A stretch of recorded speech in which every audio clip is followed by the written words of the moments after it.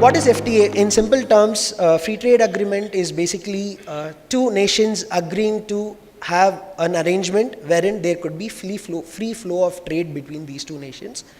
It could be through tariff reductions, it could be through facilitation, it could be through facilitated personal movement, it could be through mutual recognition agreements, it could be through, I would say, competition protection agreements, it could be through IPR protection in two countries, it could be through investment facilitation between two countries. In all angles, these agreements, trade agreements between two countries, help businessmen in both the countries or more than two countries also, because there could be multilateral agreements too, where a block of countries form. So whoever are the member countries in this agreement, they sit together and understand how business, international trade between these two countries could be grown, how that could be, the opportunities in these two countries could be utilized better. So that is the crux of a free trade agreement or trade agreement in general.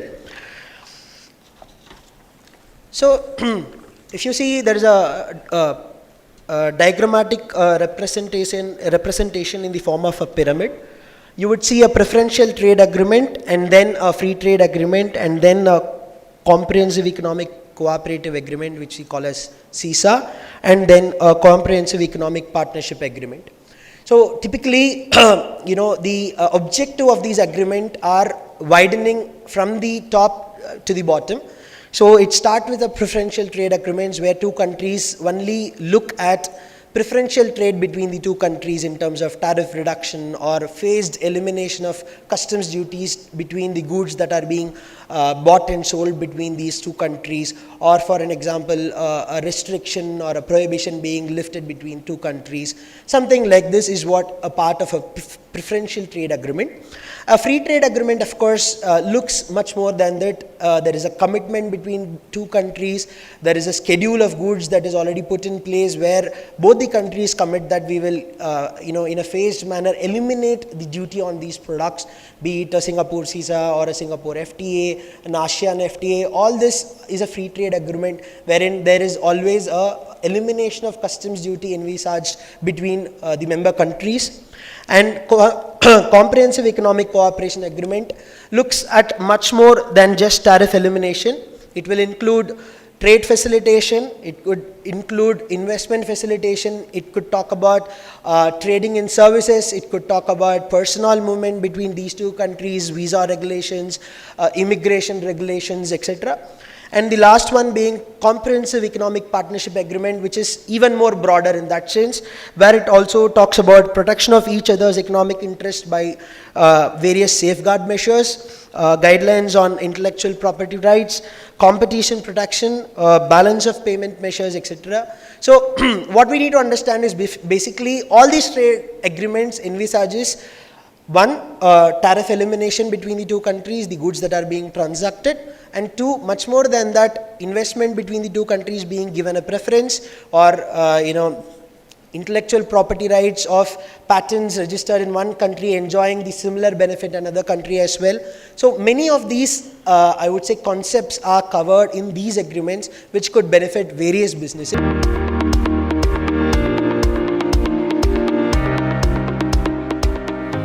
So when we do a SWOT analysis of this region, the Pune region, and we look at the strengths, the weaknesses, opportunities and threats, we look at strengths first. Strengths, we all know, Pune, hub of talent, hub of education, lot of industry, lot of IT, the location next to Mumbai, and obviously the cost advantage. These are all the strengths of Pune which we all know, and we have been banking on them. Because of these strengths, we have so many industries in Pune, so much of IT in Pune, because these are the inherent strengths of Pune. Next. So what are the weaknesses we are facing at? Let's face the weaknesses also. Let's be very transparent and say if these are the weaknesses we are having right now. We are facing infrastructure problems. We are facing problems of development in planned way. We are facing problems of environment degradation. Western Ghats, negative growth is happening. Next slide. But at the same time, there's huge opportunity which is waiting for it to be tapped. This opportunity to be tapped by different sorts of industries, different sorts of communities which can be tapped. Opportunities when we look at the tourism potential which has not been tapped at all. We look at the huge infrastructure development which can happen in this region. Connectivity with Mumbai, which is still 3.5, 4 hours, can reduce to 2 hours, 1.5 hours, which is a huge opportunity for development in these regions. Next. But when we say these opportunities, we have to be careful about few things. First is depletion of investments. The investments in Pune region, because of land availability, have been reducing. We need to have fresh land parcels available. We need to unlock the land parcels. Many of the land parcels are locked because there are not proper infrastructure there. No roads leading to land parcels. No connectivity, because of that the land parcels are locked. These have to be unlocked.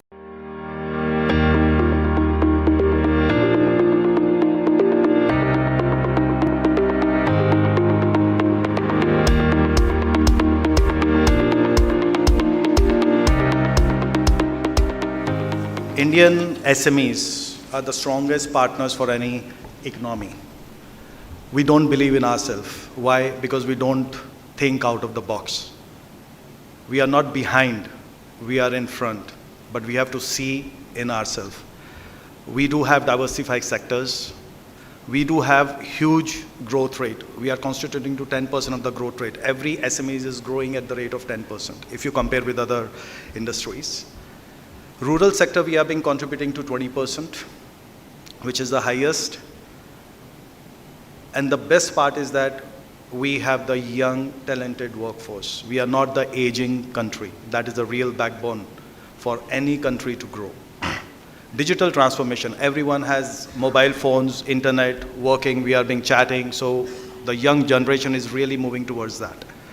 Human capital, we have a very huge human capital base with us, which is the workflow for any industry's backbone. Large consumer base means we have 42.5 million SME units, which constitute to almost 95% of the total industry today. And last but not the least, capacity expansion. Any given point of time, if any job is being given to SMEs, they have the power, possibility, and capability to expand their capacities. Having said this, still we lack. We don't have that kind of confidence in us. We have that kind of fear in us when we talk about globalization. And these are the bottleneck, what we have. Everyone is having a fear of cumbersome regulatory practices. Per se, it could be taxation, it could be regulatory, it could be financing, it could be credit, whatever you say. We are unable to attract technology transfer. Why? Because of the cultural gaps. I am focusing on the pain areas which everyone knows, but still we are not open. We are not open to discuss, we are not open to take it forward, to create that kind of bonding within ourselves. Then barriers to cross-border. Lack of credibility, we don't approach. Approaching is missing. Then required credit. This is a big drawback for our Indian SMEs, that whenever we want to get into something, we don't get a timely credit in order to run the show. Then lack of access to new technology. We are not ready to change ourselves. Adoption is not there. We don't delegate. Delegation is missing in Indian SMEs. Once we are going to have the process, we don't want to set the process. We don't want it to be automized. Automation is the key success for any Indian SMEs who wants to grow. Then last not the least again, inadequate marketing. We are not visible. We are not visible on the globe. We are not visible inside the country. We don't market ourselves. We don't sell ourselves in a proper way. And this is the real pain for even the foreign companies who would like to come to India. And why I am focusing on this thing, because these are the root cause for the potential risk when any foreign companies would like to.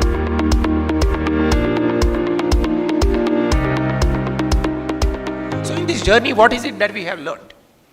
I think in its essence, business is very simple. It's really very simple. It's made of only two things.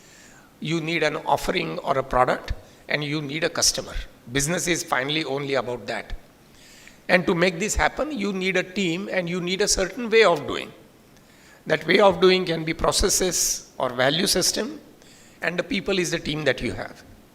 Although it's an asset that does not appear on your balance sheet, your most valuable asset is your customer. And that customer relationship is built on trust and trust alone. Every decision that a customer takes about giving work to you has two streams to it. One is a rational and the second one is emotional. A rational is, of course, because you have a good product, you have a good service, you cost less and all of that. Emotional is because I feel that I want to work with this guy. That emotional part, in my opinion, is extremely important. So how do you connect with your customer? How do you give him a sense that you will stand by him through thick and thin? How do you give him a feeling that you will go that extra mile for him whenever he is in trouble? That really is very essential. Secondly, there is enough data to show that doing the same business with more and more business with the same customer is far more profitable, far less costly than finding out a new customer every now and then. So retention, relationship of a long-term nature is very important. In our company, we took a decision a few years ago that we will work with only a few select customers. So today, for example, we have a strategy which says T25, that is top 25. These are the only customers that we work with. If you have a sales force, the sales guy would be wanting to go out and sell in the easiest possible way. But that may not be the customer that you want. So you should choose a customer to whom you are strategic and he is strategic to you. So cutting out customers is a big thing. And banning your people from going to the wrong customers is a very big thing. So we have done that very strongly, So customers, that is one part. The second part is your product. If there is one thing that is certain about business, is that the product cannot be continuous and the same. The product has to keep on changing because the technology changes, the people's requirement changes. Your customer's customer requirement keeps on changing and you need to innovate. You have to stand out from the rest. So these are to me the two main things about business. The second line is, of course, the people and the processes. As you grow, you start getting people who have been formed in other environments. So people come with their mindsets, people come with their thoughts, people come with their presumptions, their assumptions. And when they come in, you have to kind of brush it off and put something new on it. And for that, it calls for some processes, it calls for some culture. And I think that's an important thing. And we realize that, we have been always known as one of the fastest growing companies. And we find that if you grow very fast, you also get a lot of more people. And then to keep yourself anchored to what you started from, it becomes a very important thing. And that you need processes for that. For delivering on an ongoing basis, you need processes for that. For innovating, you need processes for that. As a matter of fact, when you are moving from an SME to a larger company, I think the most important thing is an ability to make more people a part of your company. And I find that for quite a few companies, especially middle-scale companies, the most difficult thing is to let your ego go out from your own company. And long ago, we realized that, you have to be able to forego not only cash to get more people in, but you should be able to forego the credit to get more people in. So it is important that you give credit to the people for the work that they are doing. So sharing that to me is important. So building people is really a cornerstone for that. And that is something that, in our company, it came actually from the values that my father put. So even when it was a 12 people company with 2 partners, my father always said that we want to build an institution. And you can only build an institution if everybody other than you also feels that it is his company. Building that culture is to me important. To me, this is the most significant limit to growth for many companies. And if you are able to do that, I think it is important. Time and again, we have recruited people, I have taken partners who have been paid more than what I was getting. And in the ultimate analysis, it pays you well. But you should be willing to sacrifice in the initial phases. And you should be able to excite. The last comment that I would make is that, and this is something that you don't find in a business book, but I believe that values, especially value of integrity, makes a very big difference. And those of us who operate in India are unfortunately surrounded in an environment where there is a huge cost attached to integrity, right? I mean, if you are doing things and you don't want to give anybody money under the table, there is a cost attached to it. And we should be willing to pay that cost. And in our company, we have been willing to pay that cost all along. Because only if you have that integrity shows itself in our dealings with our people, our customers, and everybody else. And I think that really builds the foundation for growth. I cannot think of any company which has got a long-term sustainable growth without a basis of integrity. This seems paradoxical, but if you look at the groups that have come up and gone down, you will see that what is really lacking is the core of integrity. I believe that is important if you want to build an organization, especially if you are starting from scratch, if you don't have much money to begin.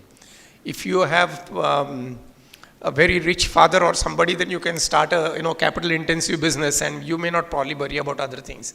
But I think if you want to build a sustainable business, that is very important. So these are some of the lessons that I have learned. I hope they are of use to you. Thank you very much.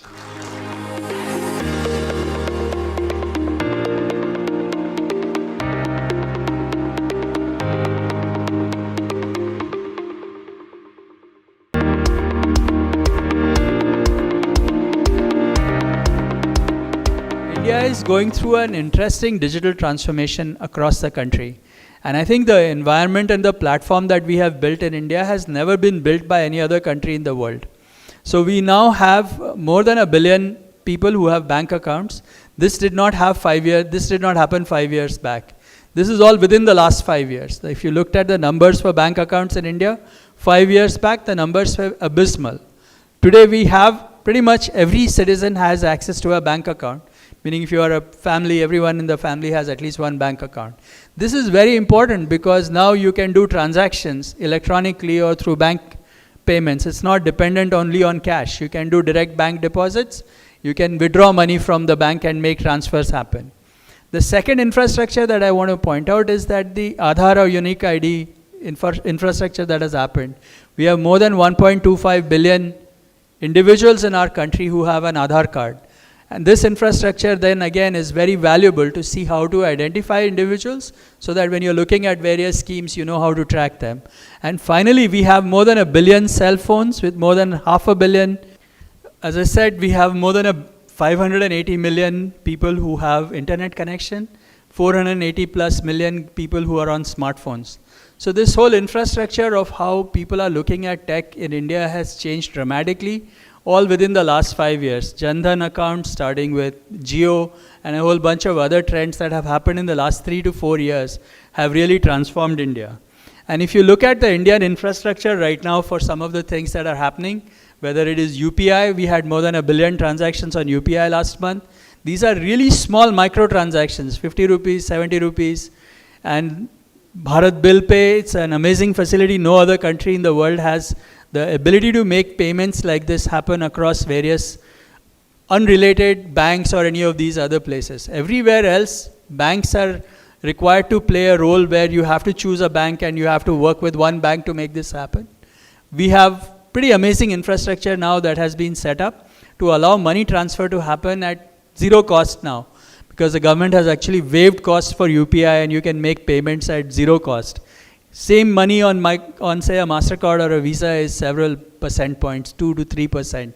So that has been brought down to zero. So the micro transactions and the revolution that we are likely to see in payments and lending in the next few years is, I think, a beautiful platform for people to implement on when they are looking at their next generation business.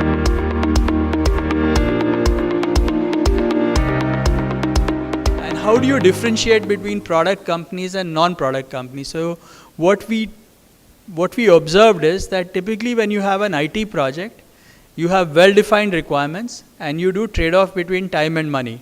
So you decide you want to get certain project done And then you find vendors who would say how long would it take and how much money you would want to spend.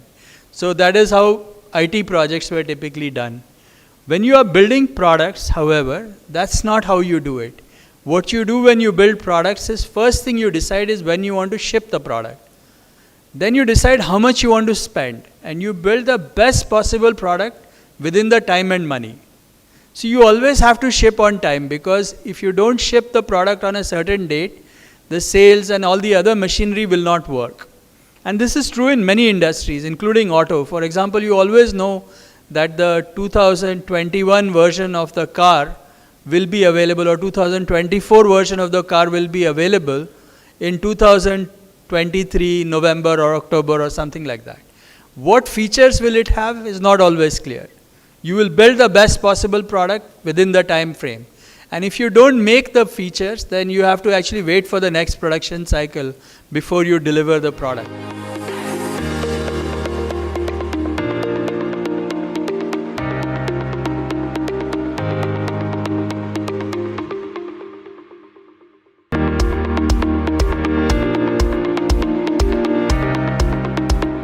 Mind you, when I came back from India, our total revenues in a year were about 50 lakhs, less than that, I think.